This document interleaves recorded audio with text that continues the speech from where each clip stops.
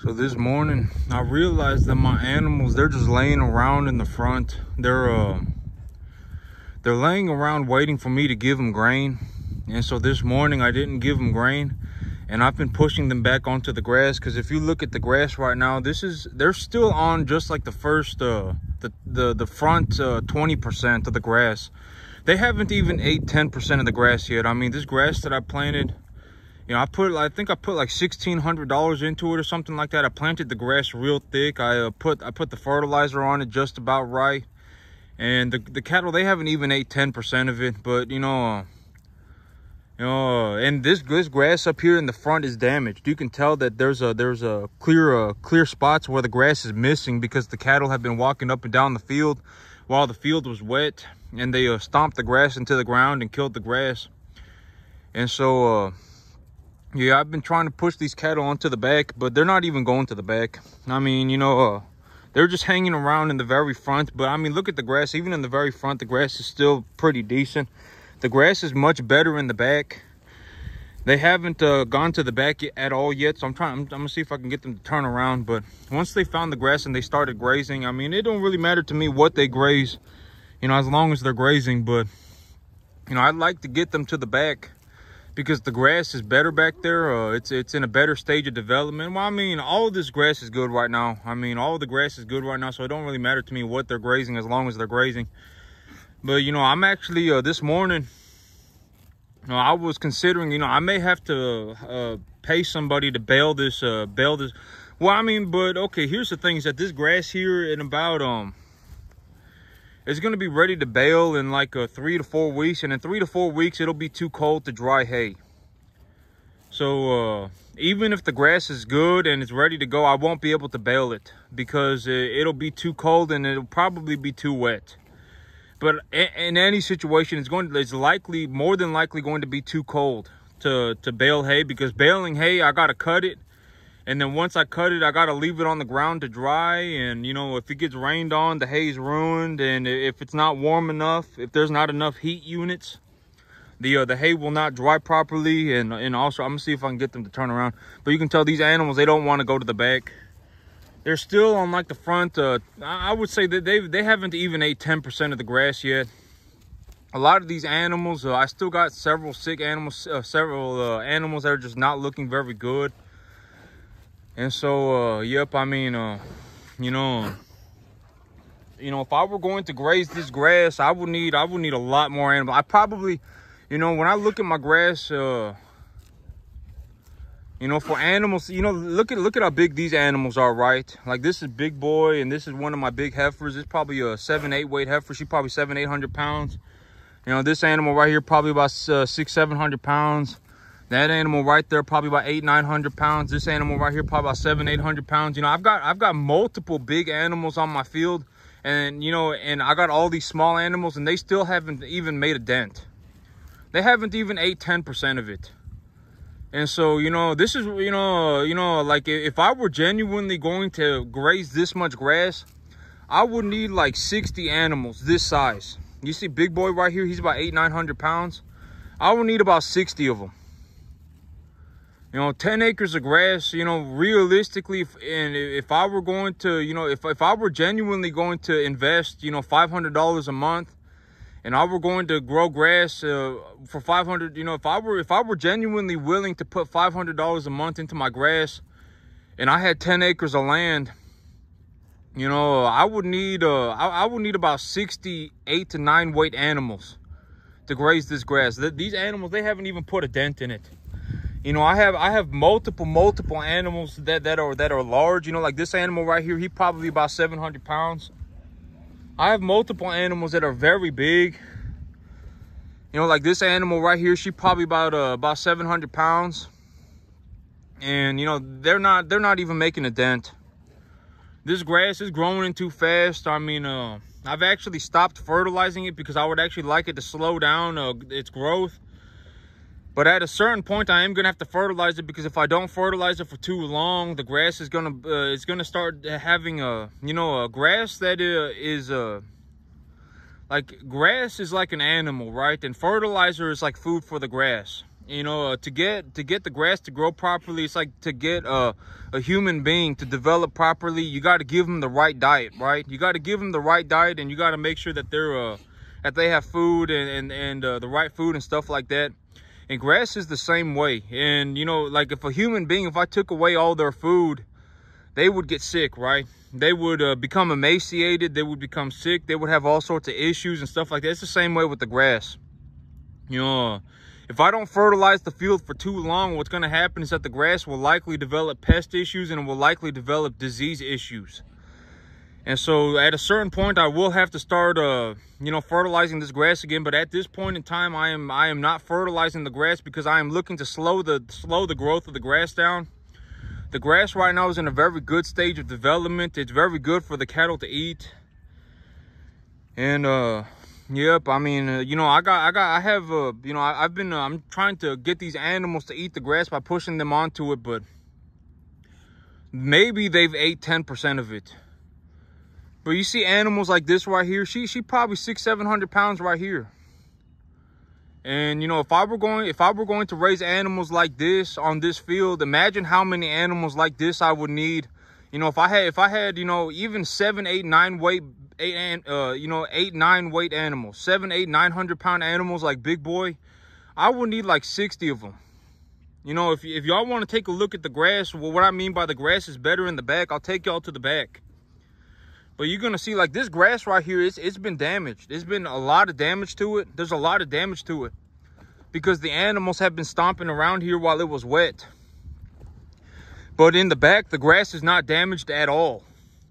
And the cattle haven't even walked back there yet. And the grass is coming in. I mean, it must be a foot tall back there. And I mean, there is so much grass back here that, you know, I don't even know what I'm gonna do with this. You know, I planted enough grass on my 10 acres to feed about 120 animals. And I thought I was going to have 60 on it. And then everything happened. You know, I was actually, you know, I had enough money put away in my budget to purchase about 100 animals. But I was, you know, I didn't want to purchase 100 animals because if I put 100 animals on my field, it would just kind of turn into a mess. And I'm glad I didn't purchase 100 animals, especially from this man. But, you know, the further I go into the back, the less damage there is and the more the grass develops. And there's more grass in the back. These animals, they haven't even ate 10% of this grass yet. And so, you know, well, I mean, I ain't really that upset about it. You know, this grass, if it does go to seed and it does end up dying, you know, at least I'll get some, you know, the grass will decompose back into the soil. And when it decomposes back into the soil, I'll get a lot of the fertilizer that I put into it back. You know, the plant material will release the fertilizer back into the soil. And I can plant another crop on top of it and not have to worry. But I mean, that's the thing about grass. You know, it's like this grass right here, it cost me, like if I were going to plant grass like this, it cost me about $500 a month. And for $500 a month, when the weather is right, I can grow enough grass on 10 acres to feed about 120 cattle. And, you know, the thing is, you know, I don't really want to like look at my field and I don't want to go, oh man, you know what? I don't want to invest $500 a month. I want to invest $450. You know, I don't really want to reduce the amount that I'm investing because the $50 a month, it doesn't really matter, right? I mean, like, what am I going to do with the extra $50 a month? I would rather just put the $50 a month into my field and grow the grass. And so, you know, I don't really want to save the money. I don't really care about the $50. Even if I could save $100 a month, I don't really care. You know, like, you know, I would rather invest $500 and grow grass, you know, grow enough grass to feed 120 cattle than to invest $400 and grow enough grass to feed, you know, 90 or whatever it is. You know, I would rather just invest the $500. And you can tell that the grass back here is way better. You know, the further back that I go, the better the grass gets. And the cattle, they haven't even been back here yet. They haven't even, look at this. They haven't even touched this. They haven't touched any of this. And so, I mean, like, look at the grass back here. You know, like, look at this. I mean, it must be a foot tall. And the cattle haven't even come back here at all. And so, yeah, but I mean, I got all the, you know, and here's the thing about grass is that you know, if the cattle put on weight, like if I put weight on cattle with grass, I make a lot of money. You know, me as a businessman, I make a lot of money. It's in my best interest financially to have cattle eating grass. Because for every pound of gain that I put on an animal with grass, the more money that I make. And so it is absolutely in my best interest to, as a businessman, it is in my best interest to put as much grass into these cattle as I can. And you see, the cattle haven't even touched this field yet. They haven't even walked back here yet. And so, you know, as a businessman, I want to feed as much grass as I can. But, you know, I'm not just a businessman. I'm also a farmer. And as a farmer, my main priority is to have healthy cattle. That is my big #1 goal as a farmer. It is to have healthy cattle. And one of my top priorities as a businessman is to make myself some money, right? Is to make as much money as I can. But you can tell the grass hasn't even been touched yet. Back here, I mean, they haven't even touched this yet. And so, you know, and, you know, I would rather, you know, because it's like an intersection of a lot of things, you know. I want to be in a position where, you know, I really do not care about saving $50 a month, right? It's like, oh my God, why don't I just grow less grass, right? You know, if my problem right now is that I have too much grass, why don't I just grow less grass? Well, the grass that I'm growing right now costs me $500 a month. And so if I grow less grass and I save $50 a month, is that really what I want to do? No, you know, that's not a good idea. That's a very bad idea. That's, you know, I would rather just keep investing the $500 than be like, oh my God, you know, I'm gonna reduce my investments to $450. I'm gonna save $50 a month and I'm just gonna grow less grass. That's not a good plan. You know, I mean, look at the grass back here. The cattle, they haven't even touched this. You can actually tell the cattle, they haven't even touched this yet. And the grass must be a foot tall. And so I got all this grass. You know, I planted enough grass back here to feed probably 120 cattle. And, you know, I only ended up with 25, and the 25 that in the 25 that I have, they're, you know, a lot of them are just not doing very well. And, you know, it's kind of a mess right now. But here in a few weeks, I'll get this all situated, and, you know, I'll get myself situated, and I'll get myself going again, and I'll get my business running again.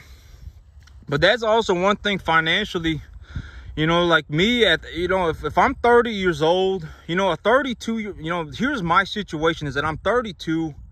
Over the last 6 months, I've made $10,000 a month. So, you know, I'm 32. I don't have any kids.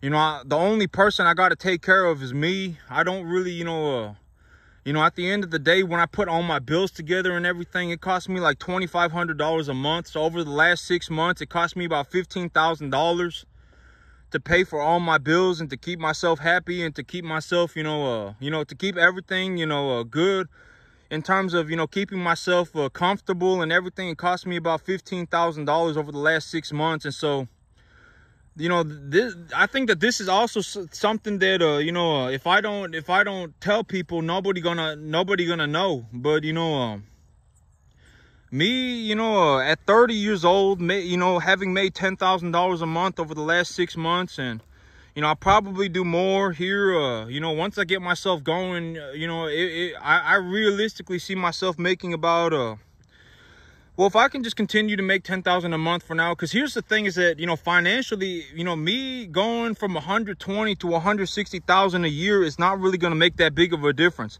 But if I go from 120 to 400,000, that will make a difference. And so when I apply like my brain energy, like when I apply my energy, like my thought processes and stuff like that, I don't plan to go from 120 to 160.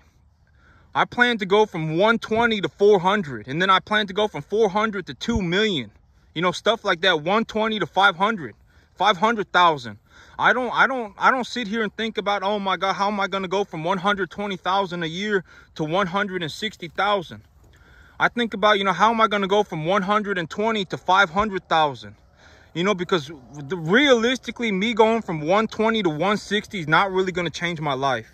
It's not. Financially, it's just not. And I mean, look at the grass back here, right? It's coming in like the jungles back here, and the grass is, you know, a lot of this grass is over a foot tall. The cattle haven't even touched it yet. I mean, you know, if I were going to feed this grass, even if I were going to feed this grass to 800-900 pound animals, I would need like 60 of them. And so, you know, yep, I mean, yeah, I mean, I mean, what can I do, right? But later today, early tomorrow morning, I'm going to go ahead and I'm going to vaccinate all my animals. I'm going to vaccinate all of them. I'm going to see if that kind of gets them going. I'm going to give them a modified live vaccination. But you can tell the grass back here, it goes from all the way from one end to the other. It's just like this right here. The grass, you know, from far away, it don't look very good. But if you look very close, this grass is like, it's over a foot tall. And it's coming in like the jungle back here. And so, you know, I planted all this grass and I fertilized it. And, you know, I did all that. And then what happened with the cattle happened with the cattle. And it was very unfortunate. And, you know, I'm going to have to start all over again. But, you know, I mean, it's okay. I mean, it is what it is, right? I just got to start all over again and it'll be all right. But that's the thing about me financially is that, you know, I'm 30. I'm 32. You know, over the last 6 months, I made $10,000 a month. Out of that $10,000, you know, out of the $60,000 that I made, it only cost me about $15,000 over the last 6 months to pay for my truck and to pay for my mortgage and to pay for all my bills and to keep me happy and to keep me comfortable. And so the rest of the $45,000 that I had left over, when I was looking at my bank account and there was $45,000 in my bank account, it's not like, oh my God, my life has been changed. And, you know, I can do now I can go walking off into the sunset now and never work again. You know, the $45,000, the most realistic thing for me to do was to start my business and to keep my business going. And so, and the $45,000, I mean, most of it came from the business, from the cattle business. And so the money that I lost in the cattle business came from the cattle business.